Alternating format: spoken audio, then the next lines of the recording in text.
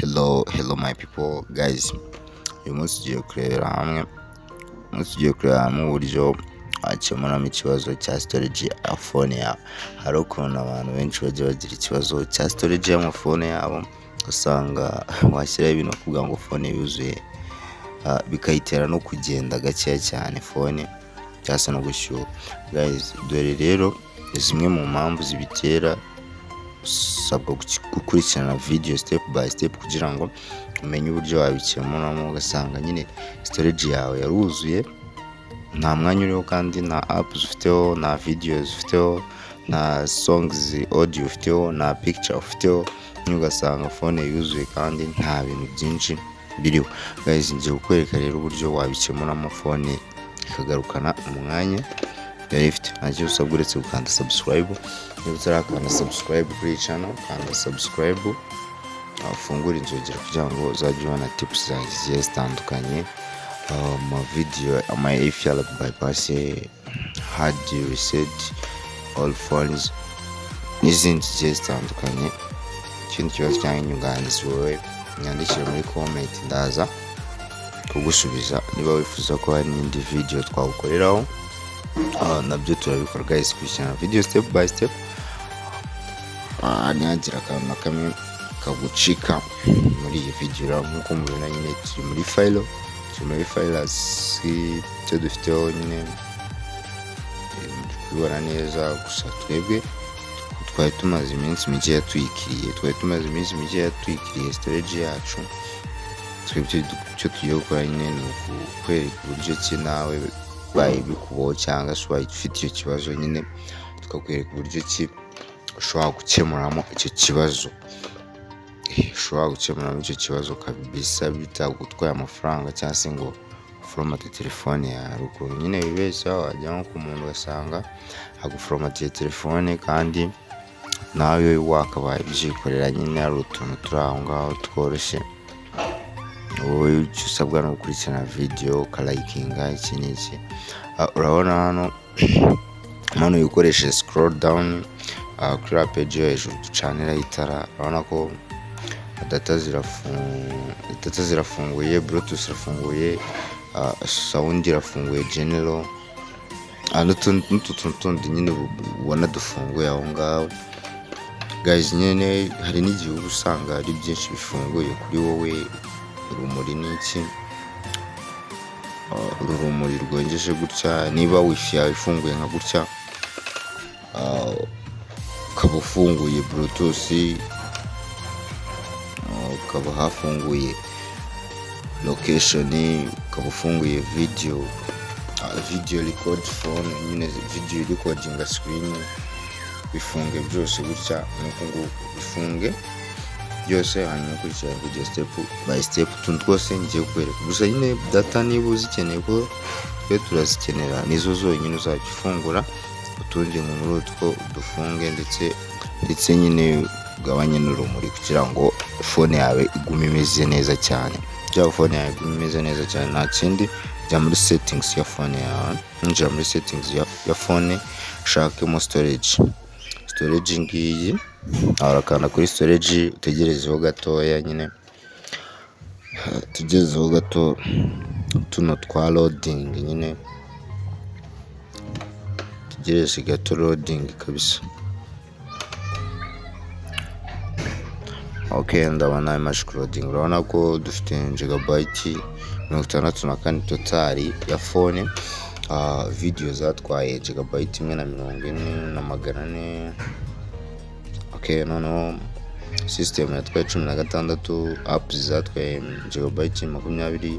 Kuko twe twayikiriye, tuherutse kuyikiriye ejo bundi, nta kibazo ifite. Urabona ko twebwe aho kuri iri bara ry'umuhondo, kuri iryo bara ry'umuhondo rya muri ako kazeru, niho hari ikibazo cya creation tumaze kugezaho. Nyine tugomba kugabanyaho kugira phone yacu imere neza. Kanda kuri utwo tudomo dutatu urebe niba iyo low storage vivuye. Nusaka vivura, kanda kuri cleaner, urahita winjiraho hano. Ahita winjira ahangaha, tegereje ibare isoze megabyte 500. urabona ko igeze muri megabyte 500, megabyte 600, megabyte 600 zose ziriho nka creation tugomba gukura kugira ngo phone yacu igume ifite umwanya mwiza kandi umeze neza. Nta kindi uri bukore, urakanda kuri ako kaboro, akanda kuri kariya kaboro ko hejuru, akaboro ko hejuru ako ka cleaner nyine kariho mega zawe, tegereje clean up junk, tegereje isoze. Okay, yashoje ukande boot, booting phone. Buri application yose selectinze iriho app ugomba gukiriya, ukande boost, kanda boost. urabona ko aketse cool down, nayo urakanda cool down, nazo zisibo ziri 278 ziriho hariya. urabona ko zero zitarasibuka. Scanning n'izo application nazo uzisibeho cool down.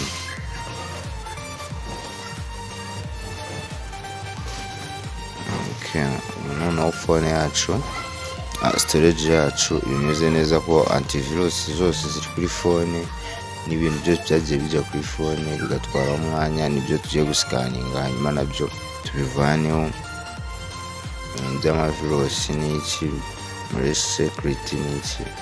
Okay, urabona ko turafixinga all, phone yacu irahita iba neza cyane, phone iraba safe, iraba imeze neza, ifite umutekano, nta kibazo na kimwe kiriho. Guys, ino video niba yagushimishije isharinge ku bacuti bawe.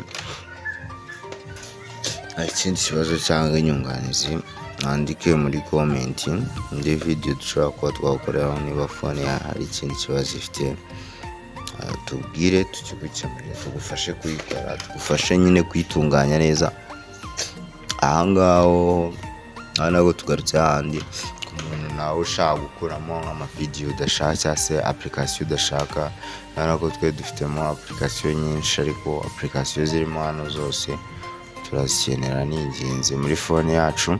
nta nimwe tugomba gukuramo muri app, ariko wowe niba hari izo ubonamo zidafite umumaro uraziselectinga, nurangiza nushaka selecting all, nurangiza ukanda uninstall application udashaka zose waselectinze, zirahita zivamo kabisa, cyangwa se video. ahangaha rero ni app data creation. ni ukuvuga ngo app data ni ugukiriya zino data ziba zagiye kuri app. urabona TikTok hejuru ifiteho 24, nayo ujya tuzisibura kanda cache file, selecting ibyo bintu byose n'ibituma phone igenda gake, inashyuha, ibura storage. biselecting ubisibe, numara kubisiba uraza kumbwira muri comment ko phone yawe ukimara kubigenza yahise igendamo. buri application yose iri kuri la list, nako tumaze gufreezinga amakashi, tumaze gukuraho amakashi 49 yari ari kuri TikTok. tujye no muri Zenda, ndabona ariyo ifite amakashi 18. tujye muri cache files, ahangaha nkanze ngiye kubabona, naho turaselectinga, dore biriho naho ni ukuselectinga, hanyuma ugasiba delete, kanda delete ikavaho. nizere ko video nakoze iri kugaragara neza buri kamwe kose, mwagiye mukabona step by step.